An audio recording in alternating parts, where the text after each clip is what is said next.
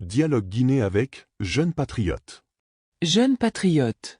Bonjour, aujourd'hui on va creuser une question qui revient pas mal en Guinée. Elle est au cœur d'une analyse vidéo de Miroir de Guinée qu'on a regardée de près. La déclaration de biens des membres du CNRD et du gouvernement de transition, où est-ce qu'on en est? On se souvient du 5 septembre, la prise de pouvoir et puis surtout les mots très forts du colonel Doumbouya. Dès le début, il promettait une rupture nette avec la corruption, la gabégie. C'était un discours qui avait vraiment marqué. Tout à fait. Cet engagement contre la mauvaise gestion, pour la moralisation, c'était un signal puissant, oui, et très bien reçu d'ailleurs. Et c'est justement ça qui rend l'interrogation de la source si pertinente aujourd'hui. Pourquoi cette mesure clé pour la transparence, la déclaration de patrimoine des dirigeants, pourquoi est-ce qu'elle semble soit tarder, soit ne pas être vraiment à l'ordre du jour? C'est là-dessus que l'analyse s'arrête longuement. Exactement. Alors, notre discussion aujourd'hui, elle va suivre un peu le fil de cette analyse. On va essayer de comprendre les arguments, les inquiétudes soulevées, et puis ce que ça implique, selon la source, pour la crédibilité de la transition là-bas. Et pour commencer, il y a un point assez fondamental que la source pointe tout de suite, c'est quelque chose qui manque dans la charte de la transition. L'obligation de déclarer ses biens, elle n'y est pas, noir sur blanc. C'est ça. Et c'est cette absence qui, d'après l'analyse, ça ouvre la porte à des questions assez directes, on va dire. La source demande, est-ce que c'est juste une omission? Bon, peut-être par méconnaissance de l'importance symbolique et pratique de cet acte. Ou alors, et là c'est plus critique comme interprétation, est-ce qu'il faut y voir une démarche calculée? Un acte prémédité, c'est le terme utilisé. L'idée derrière, ce serait de ne pas créer tout de suite un outil qui pourrait un jour servir à vérifier si quelqu'un s'est enrichi. Ce qui est intéressant, c'est de voir comment cette absence, ce vide juridique finalement dans la charte, ça nourrit le doute, d'après ce que dit l'analyse. Ça jette comme une ombre sur la volonté affichée de transparence totale. On parle de rupture, mais un détail comme ça peut semer la confusion. Précisément, la source suggère que ça fragilise un peu le récit de la rupture en fait. La crédibilité de l'engagement anticorruption, qui était vraiment le fer de lance du discours du début, elle se trouve potentiellement un peu écornée si des mécanismes de base, de contrôle, de transparence, ne sont pas mis en place dès le départ. Et c'est là qu'on arrive à une contradiction assez flagrante que pointe l'analyse. Oui, cette fameuse contradiction entre le discours et les actes. Ou plutôt l'absence d'actes, ici. On se rappelle les mots du colonel Doumbouya, l'analyse les cite beaucoup. Il parlait de l'instrumentalisation des institutions, de la justice bafouée, du piétinement des droits, la politisation à outrance, la gabégie financière, la pauvreté, la corruption endémique. C'était un diagnostic très sévère, mais l'analyse le dit bien, ça correspondait à ce que beaucoup de gens ressentaient. Et c'est justement ce diagnostic partagé qui avait suscité un immense espoir de changement. Un vrai changement. L'analyse met donc ça en face de l'absence, pour l'instant en tout cas, de cette exigence de déclaration de patrimoine, pour ceux qui dirigent. Et selon la source, ce n'est pas juste un détail, c'est vu comme un test de cohérence. Déclarer ses biens, ça serait la suite logique, presque obligatoire, des engagements qui ont été pris. D'ailleurs, l'analyse mentionne bien la création de la CRIEF, la Cour de répression des infractions économiques et financières. Ça, c'est vu comme une action concrète, positive, dans le sens de la lutte anticorruption. Mais elle insiste, ça ne suffit pas. Pour que la démarche soit complète et surtout crédible aux yeux de l'opinion, d'après ce point de vue, la transparence sur le patrimoine des dirigeants, c'est indispensable. Absolument. La CRIF, elle s'attaque aux possibles infractions passées ou futures. C'est un outil répressif, dissuasif, important, oui, mais la déclaration de biens, c'est autre chose. C'est une démarche préventive, c'est un acte de transparence au début, qui établit une sorte de ligne de base. L'un n'empêche pas l'autre, et l'analyse suggère même qu'ils devraient aller ensemble pour que la politique de moralisation soit vraiment efficace. Sans ce point de départ, comment évaluer sérieusement l'évolution après? C'est un peu comme commencer un régime sans se peser avant. C'est une bonne image, oui. Et justement, ce message initial était tellement fort sur la rupture avec le passé, la source creuse vraiment pourquoi cette déclaration de biens est vue comme si essentielle pour que ce message tienne la route, c'est ça? Oui, tout à fait. L'analyse développe plusieurs raisons fondamentales qui justifient pourquoi cette démarche est jugée primordiale. Dans le contexte guinéen actuel, bien sûr, mais aussi de façon plus générale. D'abord, c'est présenté un peu comme une norme, une coutume républicaine. Quelque chose qu'on attend des dirigeants qui prennent des fonctions publiques importantes, un peu partout dans le monde. C'est devenu un standard international de bonne gouvernance, en quelque sorte. Ensuite, et ça touche directement les citoyens, la source insiste beaucoup là-dessus, ça permettrait au peuple de savoir avec quoi nos dirigeants arrivent au pouvoir. Quel est leur patrimoine avant d'exercer leurs fonctions? C'est une question de redevabilité, savoir d'où on part. Exactement. Établir ce point de départ, cette photographie patrimoniale initiale, comme on dit parfois. Et logiquement, ça rend possible une évaluation plus tard. Comment le patrimoine a évolué pendant le mandat? Est-ce que cette évolution, elle est justifiable si on regarde les revenus légitimes? Sans le point de départ, toute évaluation devient très compliquée, voire impossible. Et ça laisse la place à la rumeur, au soupçon. C'est un outil potentiel de contrôle citoyen, même si, c'est pas toujours simple à mettre en œuvre après. Il y a aussi une dimension éthique, morale, qui est très présente dans l'argumentaire rapporté par la source. Gérer l'argent public, diriger un pays, ça impliquerait un devoir de transparence particulier. Oui, tout à fait. L'analyse insiste sur cette dimension morale. On ne peut pas vraiment exiger des efforts, de la probité, de la part de l'administration, des citoyens, si au sommet, on ne s'applique pas soi-même des règles de transparence élémentaires. Ce serait un double discours difficile à accepter, surtout quand on met en avant la moralisation de la vie publique comme objectif numéro 1.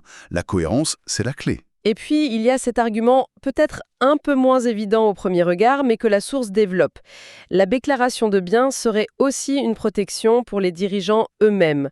Ça peut paraître un peu paradoxal. Oui, mais c'est assez logique quand on y réfléchit. En déclarant leur patrimoine de façon transparente au début, ils se constituent une preuve, en fait. Si, à la fin de leur mandat, ou même plus tard, des accusations d'enrichissement illicite apparaissent, eh bien, ils ont un document officiel qui atteste de leur situation de départ. Ça peut les protéger contre des accusations qui seraient infondées ou malveillantes. C'est une sorte de bouclier contre la suspicion systématique qui peut pourrir le climat politique. Donc, c'est aussi dans leur intérêt, si leur gestion est honnête, bien sûr. Donc on voit bien que selon cette analyse, les arguments pour cette déclaration, ils sont nombreux. Standard international, information du citoyen, outils d'évaluation, cohérence éthique et même protection des dirigeants. Ça fait un ensemble assez cohérent. Tout à fait. Et l'analyse ne s'arrête pas là. Elle regarde aussi les implications à plus long terme si une telle déclaration n'est pas faite. Elle rappelle notamment un principe juridique important pour OMG, le caractère imprescriptible des crimes économiques. Ce n'est pas juste un détail technique. Imprescriptible, ça veut dire que peu importe le temps qui passe, des poursuites sont toujours possibles. C'est l'idée générale que la source relaie, oui. Que même si la transition se termine, si un nouveau régime arrive, les actes qui relèvent de l'enrichissement illicite, de la corruption, commis pendant cette période, pourraient toujours faire l'objet d'enquêtes, de poursuites. Le temps n'efface pas ce genre d'infraction, en principe. Ce qui voudrait dire que les responsables actuels, même s'ils n'ont pas d'obligation immédiate de déclarer leurs biens, ils pourraient un jour ou l'autre devoir rendre des comptes sur l'origine de leur patrimoine, si celui-ci a beaucoup augmenté pendant leur mandat. C'est exactement la perspective que l'analyse dessine. Elle souligne que la CRIEF, même si elle est dite spéciale, elle est pensée pour être permanente. Donc, le risque de devoir justifier son patrimoine, il existe, potentiellement même après la fin de la transition. Et dans cette logique, la déclaration de biens initiale, ça apparaît pas seulement comme un acte de transparence, mais aussi comme une mesure de prudence pour l'avenir. Et au-delà de l'aspect juridique, ou prudentiel pour les dirigeants, quel est l'impact sur la population d'après la source ? L'analyse suggère que c'est absolument crucial pour l'adhésion populaire, pour que les citoyens croient vraiment à la volonté de changement, pour qu'ils soutiennent activement la lutte anticorruption, les efforts de récupération des biens de l'État, qui sont souvent difficiles, il faut qu'ils aient confiance en ceux qui mènent cette lutte. Et la transparence au sommet, c'est présenté comme la condition sine qua non de cette confiance. Sans ça, comment demander des sacrifices ou de la patience à la population? L'exemplarité, ici, elle est fondamentale. On sent une sorte d'urgence, presque une impatience dans le ton de l'analyse sur ce point précis. Oui, très clairement, la source ne mâche pas ses mots. Elle lance ce qui ressemble vraiment à un appel pressant au CNRD et au gouvernement. Elle plaide pour que cette déclaration de biens devienne une priorité immédiate, pas quelque chose à remettre à plus tard. C'est présenté comme la moindre des choses, une étape incontournable au vu des promesses très fortes qui ont été faites et des attentes immenses de la population guinéenne sur ce sujet de changement et de bonne gouvernance. Il y a une attente palpable, oui, de voir des actes concrets qui incarnent cette rupture promise. Exactement. Et pour bien enfoncer le clou sur ce besoin de cohérence et le risque de scepticisme si elle n'est pas là, l'analyse se termine par une citation, une analogie assez percutante. Elle est attribuée à Sekou Kounduno, identifié comme responsable stratégie et planification du FNDC, le Front national pour la défense de la Constitution. Ah oui, c'est quoi cette analogie? Elle est très imagée et assez crue, il faut le dire. La voici telle que rapportée. On ne peut pas nettoyer le péril fécal avec de l'urine et faire semblant de la propreté. Voilà, c'est direct, c'est fort. L'idée derrière cette métaphore, telle qu'interprétée dans le contexte de l'analyse, c'est qu'une lutte contre la corruption ne peut pas être menée avec des méthodes ou une attitude qui manquent elles-mêmes de propreté, c'est-à-dire de transparence, d'intégrité irréprochable, surtout au niveau de ceux qui lancent cette lutte. En clair, selon cette vision, vouloir assainir la gestion publique sans commencer par être soi-même transparent sur son propre patrimoine, ce serait non seulement inefficace, mais potentiellement hypocrite et voué à l'échec. C'est tout à fait le message que cette analogie, aussi brutale soit-elle, véhicule selon l'interprétation de la source. Elle exprime un niveau d'exigence élevé et un certain scepticisme sur l'issue des efforts anticorruption si les fondations de transparence au sommet ne sont pas solides. C'est une manière de dire que les moyens doivent être à la hauteur de la fin annoncée, que la propreté commence chez soi en quelque sorte. C'est une image qui marque, effectivement, et qui résume bien l'intensité du débat tel que cette analyse le présente. Bon, si on essaye de synthétiser un peu tout ce qu'on a exploré à partir de cette source. L'argument central qui ressort, c'est vraiment cette insistance sur le caractère non négociable et urgent de la déclaration de patrimoine pour les autorités de transition en Guinée. Ce n'est pas vu comme une simple formalité administrative, loin de là. C'est un acte politique majeur.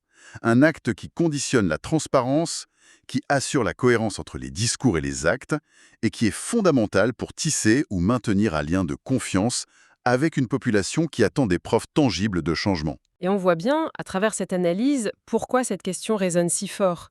Elle touche à deux principes de base de la gouvernance UP, la capacité des citoyens à savoir d'où viennent leurs dirigeants, à pouvoir évaluer leur parcours et potentiellement à leur demander des comptes. C'est crucial partout, mais peut-être encore plus dans un contexte de transition où la légitimité se construit pas à pas et où la confiance est une ressource particulièrement précieuse. Et fragile. C'est exactement ça, la déclaration de biens est présentée comme un outil démocratique essentiel, même dans une situation exceptionnelle comme une transition militaire qui promet un retour à l'ordre constitutionnel. C'est un signe de respect envers les citoyens et un engagement concret pour l'avenir. Tout ça, ça nous amène naturellement à une réflexion un peu plus large, qui dépasse le seul cas guinéen, mais qui s'en inspire beaucoup.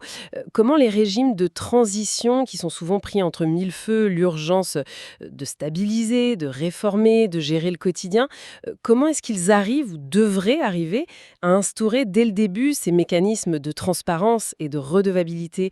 On pense à la déclaration de patrimoine, mais il peut y en avoir d'autres. Est-ce qu'il n'y a pas un risque que l'urgence de l'action serve un peu d'excuse pour remettre ces fondations à plus tard, au risque de miner la confiance sur le long terme? C'est une tension classique, oui, et très complexe à gérer. D'un côté, l'action rapide est souvent nécessaire pour montrer que les choses bougent, pour répondre aux attentes immédiates. De l'autre, bâtir des institutions, des pratiques de transparence solides, ça prend du temps, ça demande de la rigueur, et ça peut même être politiquement délicat au début. L'analyse qu'on a vue suggère que sacrifier la seconde, la transparence, au nom de la première, l'action immédiate, c'est un pari risqué. La question devient alors, comment intégrer ces exigences de transparence dans l'urgence même de l'action? Est-ce que c'est possible de faire les deux en parallèle, ou est-ce que l'un doit primer? Et si oui, lequel? Et à quel prix pour la suite? Voilà le genre de dilemme que soulèvent les observations rapportées sur la Guinée. Une interrogation qui reste ouverte et pertinente pour bien d'autres contextes de changement politique dans le monde.